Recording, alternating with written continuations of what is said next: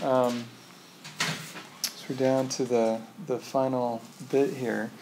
We've got today's lecture, and then we've got Wednesday's lecture, and then final presentations, and that's it for the and today. So last time we were talking about the cursive dimensionality and some ways that you can confront it. Some of the thoughts that I had about the cursive dimensionality and sort of an urging to consider marginalization. And then we also heard from Reed. I misspelled your name, didn't I? No, that's right. Read about about what he had done for homework 5. Today we'll do hidden Markov models, and this is at a fairly high level, in part because I haven't worked with hidden Markov models, but also in part because we're at the end of the term. I know none of you are going to be using this in your projects, and this so it's instead of math, it's much more focused on the ideas and what is it that you probably want to remember about hidden Markov models in case you get into a conversation with someone or you're going to try to learn the equations on your own. What are the sort of main concepts? And then Jeff, today I expect we'll have time that you can give your homework 5 presentation.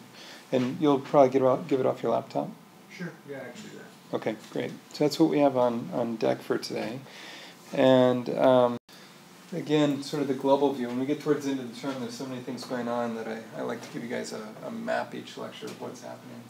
So again, today, this shouldn't have a question mark by it. I am caught up on grading as far as I know, all the presentations and homework assignments now have grades.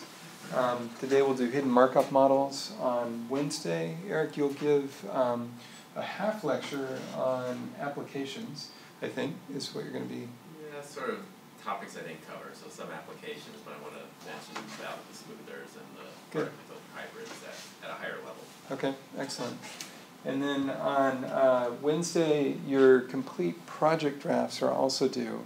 And once Eric is done, we'll have a final quiz. And I'll also be looking for a volunteer to do instructor evaluations. I have to think carefully about how to do that because the quiz is due and the instructor evaluations will give you plenty of time. I'll work out the logistics for that. But we'll do both of those on Wednesday. So do you want the quiz at the end of class or at the beginning? At the end. Okay, so I'll limit it to exactly 1 hour. Yeah, that's good. These guys will have plenty of time for the quiz. I could run long, but I don't want to run long. Yeah, don't run too long. I think if you can plan to do it for just an hour and then we'll stop, we'll probably have a brief break and then these guys can get started on their quiz.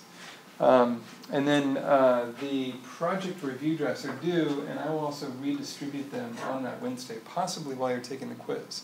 So I'll do a shuffling and distribute them out. So you'll each have 3 of these drafts that you'll get, and then you'll need to upload your peer reviews for these 3 drafts on Friday, and then I'll then redistribute those to students.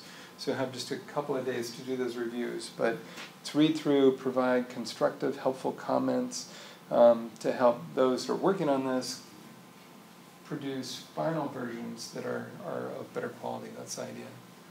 So that's what we have planned for this week. Are there any questions on any of that, any of the logistics? So are we uploading the peer reviews, or does that work?